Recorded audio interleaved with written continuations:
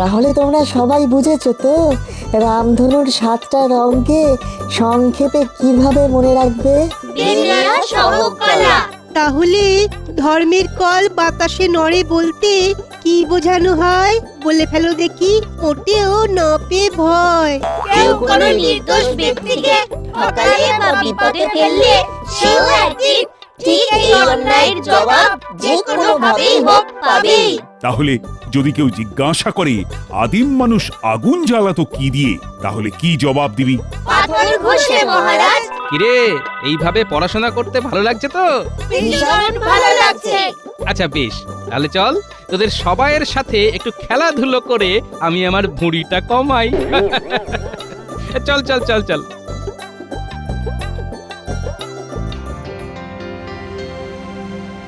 আমার প্রিয় সকল ছাত্রছাত্রীরা, আমি তোমাদের অতি আনন্দের সাথে জানাচ্ছি যে আজ ষান্মাসিক পরীক্ষার ফলাফল কেমন হয়েছে তা দেখতে আমাদের সকলের প্রিয় মহারাজ নিজে এই পাঠশালায় উপস্থিত হয়েছেন। হ্যাঁ, তাই সবাই মহারাজকে স্বাগত জানাও।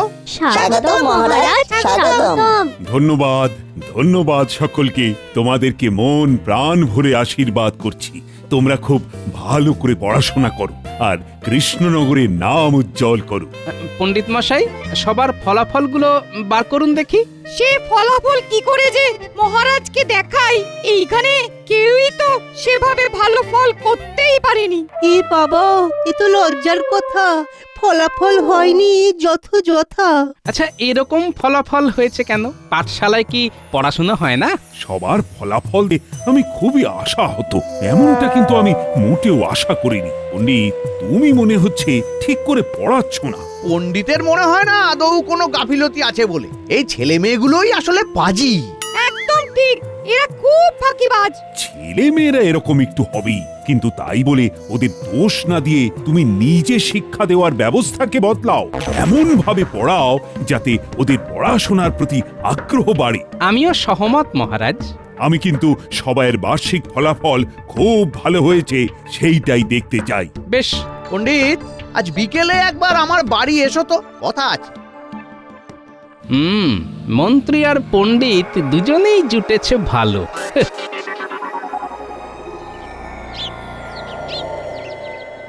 আরে বাবা পণ্ডিত, মহারাজের কথাটা ভেবে তুমিও তো ঘাবড়াচ্ছ কেন শুনি?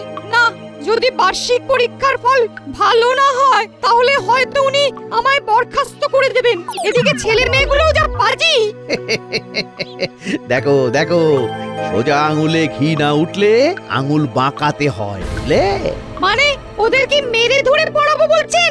ধুর, মিছি মিছি মেরে ধরে নিজের বল শক্তি কেন নষ্ট করবে? শোনো শোনো শোনো, তুমি নিজের বাড়িতে টোল খোলো। পাঠশালা ছেড়ে টোল খুললে কি ওরা আসবে? তাও আবার নিজেদের ক্যাটের মোহর খরচ করে। তুমি বলে দেবে টোলে না পড়ে শুধু পাঠশালায় পড়লে বেশি নম্বর পাওয়া যাবে না, মানে তুমি দেবে না। অগত্যা দেখবে সবাই টোলেই যাচ্ছে।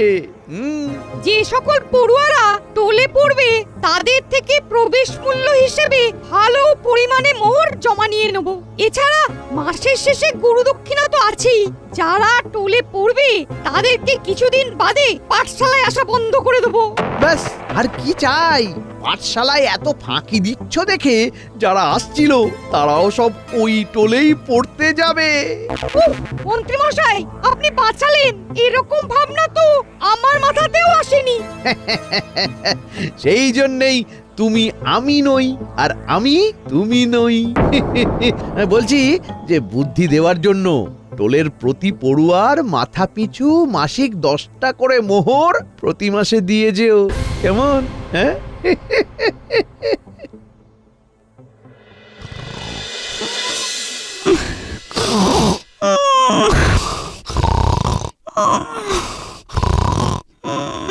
পণ্ডিত মশাই, ও পণ্ডিত মশাই, পণ্ডিত মশাই, এবারে ধর। মশা মাছিদের সম্পর্কে পড়াতে গিয়ে আপনি এমন ঘুমিয়ে পড়লেন যেন মনে হচ্ছে আপনার ওই হাঁ মুখে এবার মাছি ঢুকে যাবে। এই এই কে রে কে রে কে কে কে কে এত হল্লা করে? আগে আমরা। এই কি ব্যাপার, হল্লা করছিস কেন? তোদের যে জীবন বিজ্ঞান পড়তে বললাম, কি হলো? কি আবার হবে পণ্ডিত মশাই, আপনি তো ঘুমিয়ে পড়েছিলেন। তোদের সাথে থাকলে ক্লান্ত না হয়ে কি আর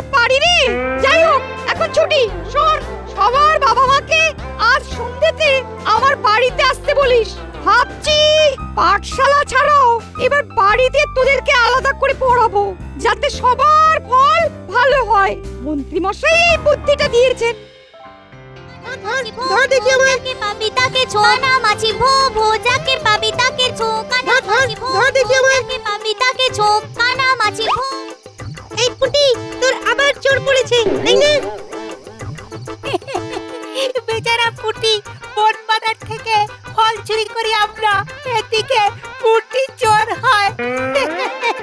দূর খেলবই না যা। পুটিমা এত সহজে কি হাল ছেড়ে দিলে চলে রে? আয় আয় সবাই এদিকে আয় দেখি। ও হ্যাঁ মনে পড়েছে, এই পুটি তোর বাবা কোথায় রে? এখনো এখানে এলো না তো? চাষের জমি নিয়ে কিছু কথা বলার ছিল যে।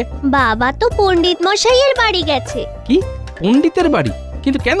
ওই যে বার্ষিক পরীক্ষায় যাতে আমাদের সবার ভালো ফল হয়, তাই পণ্ডিত মশাই ঠিক করেছেন এবার থেকে আমাদেরকে উনি ওনার নিজের বাড়িতে আলাদা করে পড়াবেন, অতিরিক্ত যত্ন সহকারে। তাও আবার মন্ত্রী মশাইয়ের পরামর্শে।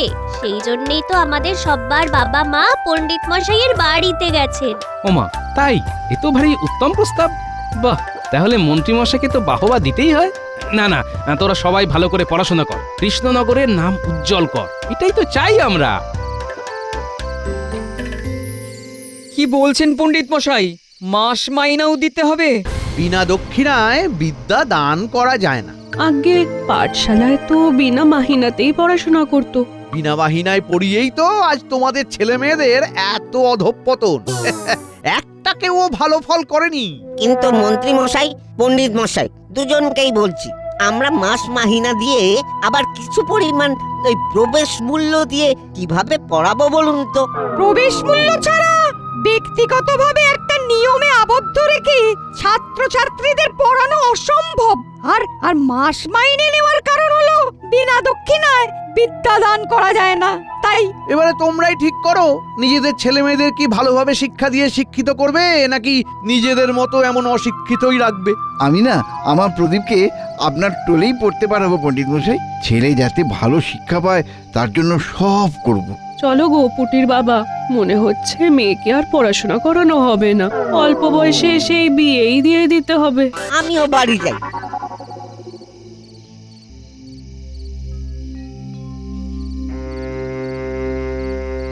আরে পুটির বাবা যে, এসো এসো এসো, কি খাবে বলো?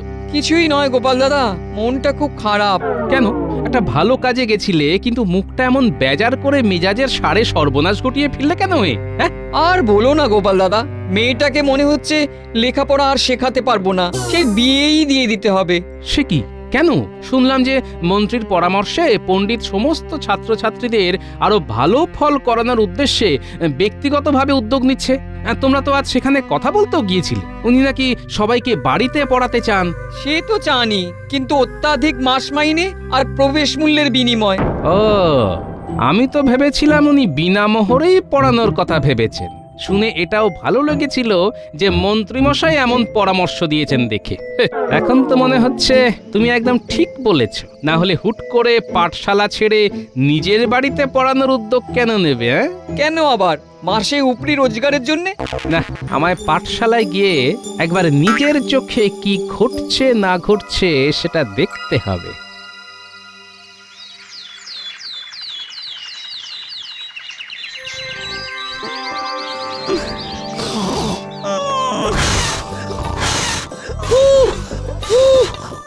আরে জোরে ফুটে, এই প্রদীপ নেভে না। দেখুন না পণ্ডিত মশাই, এরা আমার সাথে বদমাইশি করছে। কিরে ন্যাপলা পুটি গুলটে, তোদের খুব বার বেড়েছে না? দাঁড়া, সব কটাকে পড়া ধরছি। পণ্ডিত মশাই তো এসে থেকে দেখছি পড়ানোর নামে নাম নেই, শুধু ঘুমিয়ে ঘুমিয়ে ঢুলেই যাচ্ছে। বল পুটি, মুখে মুখে বল দেখি, ৯৫০০ গুণ ৭ কত হয়? মুখে পারবো না পণ্ডিত মশাই, কষতে হবে। দেখবো এবার শুধু পাঠশালায় পড়ে তোলে না গিয়ে কিভাবে পাশ করিস। এই গুলটে, বল দেখি কোন সুলতান পাঠাগারের সিঁড়ি থেকে নামতে গিয়ে গড়িয়ে পড়ে মারা যান? ওরে বাবা রে, এ কি কঠিন প্রশ্ন রে বাবা। আমি জানি না পণ্ডিত মশাই। না পড়লে জানবি কি করে? দেখবো এবারে বার্ষিক পরীক্ষায় কি করিস। এই এই প্রদীপ, বলতো সূর্য পৃথিবীর চারিদিকে ঘোরে না পৃথিবী সূর্যের চারিদিকে ঘোরে? পৃথিবী সূর্যের চারিদিকে ঘোরে পণ্ডিত মশাই। এটা কি সোজা প্রশ্ন ছিল? বুঝেছি, পণ্ডিত মশাই ইতিমধ্যেই পাঠশালা আর টোলের ছাত্রছাত্রীদের মধ্যে বিভাজন শুরু করে দিয়েছেন। না, এবারে ব্যাপারটা দেখতে হচ্ছে।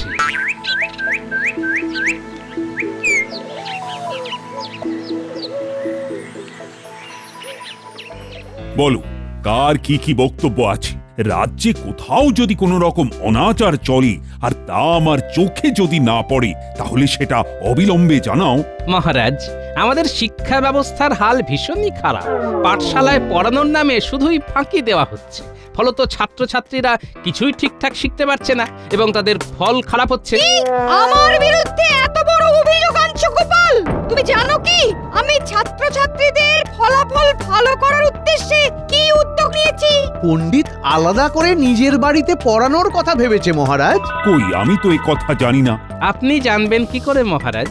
পণ্ডিত মশাই তো নিজের বাড়িতে প্রবেশ মূল্য আর মাস মাহিনার বিনিময়ে এই উদ্যোগটা নিয়েছেন, যার ফলে রাজ্যের চাষি ভাইদের ছেলেমেয়েরা আজ ওনার চক্ষুশূল হয়ে দাঁড়িয়েছে।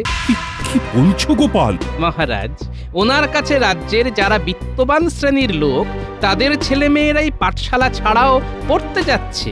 এছাড়া উনি ইতিমধ্যেই পাঠশালার পড়ুয়া এবং ওনার বাড়িতে ব্যক্তিগতভাবে পড়তে যাওয়া পড়ুয়াদের মধ্যে বৈষম্য শুরু করে দিয়েছেন, যা আমি আজ নিজের চোখে দেখে এসেছি মহারাজ। বিনা গুরু দক্ষিণায় শিক্ষাদান করা যায় না গোপাল, তুমি হয়তো এটা জানো না। মন্ত্রী, গোপাল এই কথাটা না জানলেও আমি জানি, আর সেই কারণেই আমি অবৈতনিক পাঠশালাতেও পণ্ডিতের একটা মাসিক বেতনের ব্যবস্থা করে দিয়েছিলাম। ছি ছি ছি, আমি ভাবতেও পারিনি পণ্ডিত এতটা নিচে নামবে। তাও আবার শিক্ষাদানের মতো ব্যাপারে। এই পণ্ডিত, অনেক হয়েছে, তোমাকে আর পড়াতে হবে না। তুমি যেমন পুজো পাঠ করো তাই করো। কিন্তু মহারাজ, থামো থামো দয়া করে। শিক্ষা নিয়ে এমন চালাকি আমি বরদাস্তই করব না। পাঠশালাটা কেমন খাঁ খাঁ করছে রে। কোনো পড়ুয়া নেই যে। আমরা কি আর সত্যি পড়াশোনা করতে পারবো না? কে বলেছে পারবি না? ভুলে যাস না, আমি আছি, মহারাজ আছেন। মনে রাখবি, চেষ্টা করলে ঠিকই উপায় হয়। দাদু, দাঁড়া দাঁড়া, আমি আর মহারাজ কিছু না কিছু একটা ব্যবস্থা তো করবই। তোরা শুধু এটাই প্রতিজ্ঞা কর যে মন দিয়ে পড়াশোনাটা করবি। প্রতিজ্ঞা করলাম দাদু। কি হে গোপাল, পাঠশালা তাহলে পুরো ফাঁকা হয়ে গেল? হ্যাঁ মহারাজ, কিন্তু আমাদের পুনরায় আবার ওই পাঠশালা চালানোর ব্যবস্থা করতে হবে। তা তো করতেই হবে, না হলে যে বহু ছেলে মেয়ে সব মুখ্য থেকে যাবে। কিন্তু পণ্ডিতের বদলে কারা কারা ওই পাঠশালায় শিক্ষাদান করবে গোপাল? আর বছরের মাঝে এখন শিক্ষক পাই কোথায়? মহারাজ, আপনার সভাতেই রত্ন থাকতে আবার বাইরে থেকে কেন অযথা শিক্ষক আনবেন? বলছো বলছো আমার সভাসদেরাই সব সামলে নিতে পারবে? আমাকে শুধু 2 দিন সময় দিন মহারাজ, দেখুন আমি কেমন নতুন শিক্ষা ব্যবস্থার রীতিনীতি চালু করি। তোমার উপর আমার অগাধ বিশ্বাস এবং আস্থা গোপাল। 2 দিন সময় নিয়ে তৈরি করো নতুন নিয়ম রীতি নীতি। তারপর সেই নিয়মের উপরই ভিত্তি করে নব শিক্ষকদের উদ্যোগে শুরু হোক পাঠশালার পঠন পাঠন। হ্যাঁ মহারাজ। মহারাজ, আমি সব ভেবে নিয়েছি। বলো, কি ভাবনা চিন্তা করলে? প্রথমেই বলি, প্রতিটা বিষয়ে পড়াবে আলাদা আলাদা শিক্ষক। তার মানে বিষয় ভিত্তিক শিক্ষক থাকবে, তাই তো?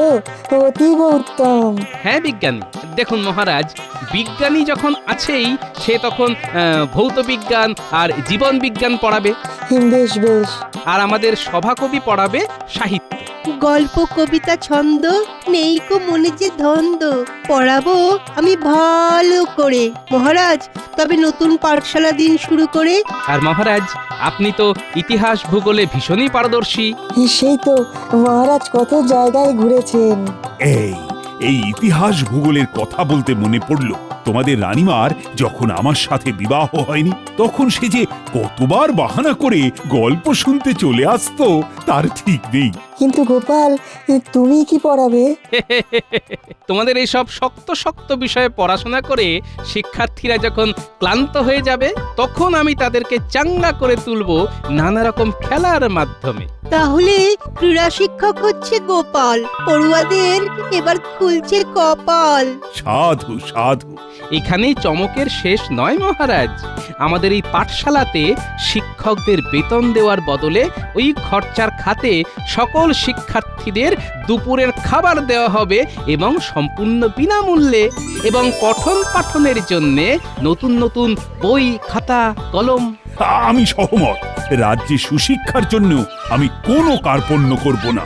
আমাদেরও বেতন লাগবে না, এমনিতেই সভাসদ হিসেবে বেতন পাচ্ছি।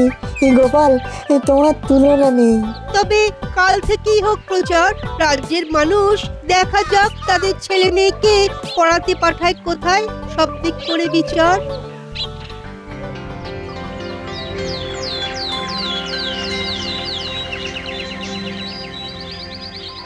তাহলে তোমরা সবাই বুঝেছো তো রামধনুর 7টা রঙকে সংক্ষেপে কিভাবে মনে রাখবে? তাহলে ধর্মের কল বাতাসে নড়ে বলতে কি বোঝানো হয় বলে ফেলো দেখি, মোটেও না পেয়ে ভয়। কেউ কোনো নির্দোষ ব্যক্তিকে ঠকালে বা বিপদে ফেললে সেও একদিন ঠিক এই অন্যায়ের জবাব যে কোনো ভাবেই হোক পাবেই। তাহলে যদি কেউ জিজ্ঞাসা করে আদিম মানুষ আগুন জ্বালাতো কি দিয়ে, তাহলে কি জবাব দিবি? পাথর ঘষে মহারাজ। কিরে, এইভাবে পড়াশোনা করতে ভালো লাগছে তো? ভীষণ ভালো লাগছে। আচ্ছা বেশ, তাহলে চল তোদের সবাইয়ের সাথে একটু খেলাধুলো করে আমি আমার ভুঁড়িটা কমাই। চল চল চল চল।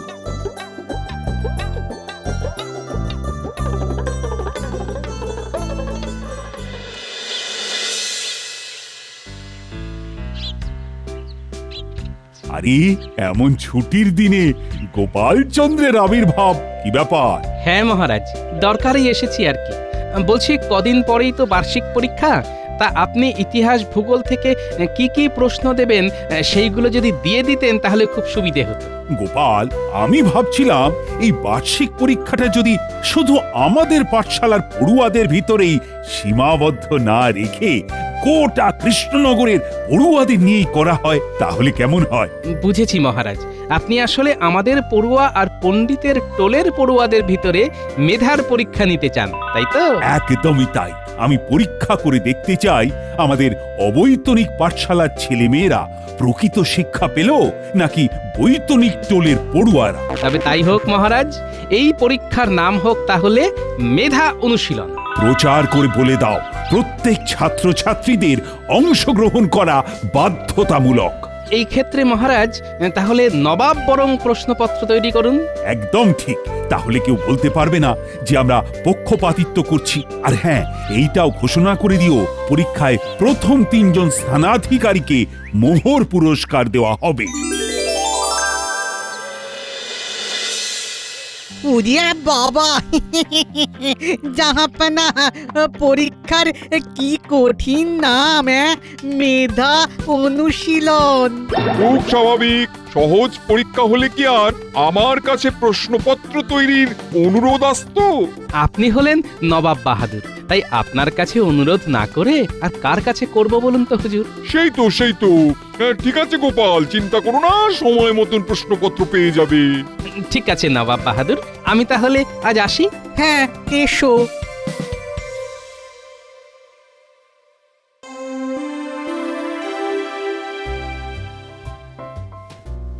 বাতাসের একটা সমার্থক শব্দের নাম লেখো। হ্যাঁ, উত্তরটা হবে পবন। দেবাদিদেব মহাদেব কোন পর্বতে থাকেন? উত্তরটা হলো কৈলাস। গাছ কি দিয়ে তাদের খাদ্য তৈরি করে? উত্তরটা হলো সূর্যের আলো দিয়ে। তাহলে এবারে সবাই যে যার উত্তরপত্র জমা দিয়ে দাও, নির্ধারিত সময় শেষ।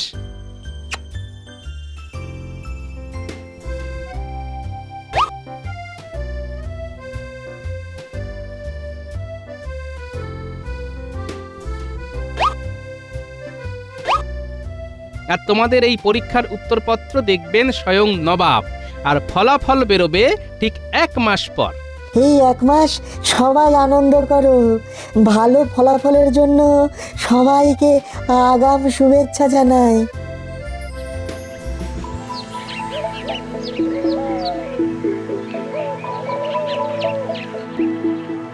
হে পণ্ডিত, টোলের পড়ুয়ারা মুখ রাখবে তো? তাই তো ভাবছি। ভাবছো মানে? সে কি, তোলেও কি ফাঁকি মেরেছো নাকি? না, অতটা নয়, করিওছি। কি রে বাবা? কেন, আপনি তো বলেছিলেন টোলটা খোলাই হচ্ছে শুধু মুনাফা লাভের উদ্দেশ্যে। হ্যাঁ, যত দোষ নন্দ ঘোষ।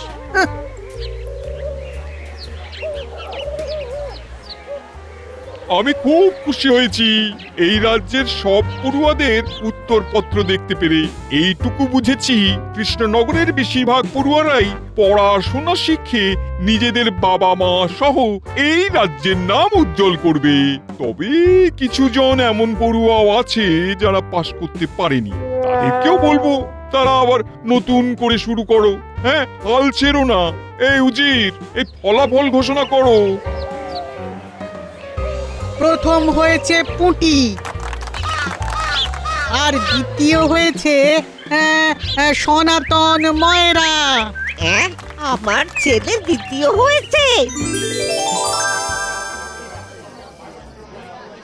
আমি কিচ্ছু জানি না, আমার ছেলে প্রদীপ পাস করেনি, সব টাকা ফেরত দিন। করেনি, পাশ করেনি, আমি কি করব? আমরা কিছু জানি না, টাকা ফেরত দিন। টাকা ফেরত চাই, ফেরত চাই। না হলে পণ্ডিত মশাইয়ের তুলোধনা করা যায়। আমাকে একা বাঁধবেন না, আমার সাথে মন্ত্রী মশাইও জড়িত আছে। হায় কপাল, ধর্মের কল বাতাসে নড়ে। সকালে জচ্চিরি করলে শাস্তি পেতেই হবে। বাবা, তোরা কত বড় হয়ে গেছিস রে। পড়াশোনা শিখছি তো বড় হওয়ার জন্য দাদু। ওরে আমার পাকা বুড়ি রে।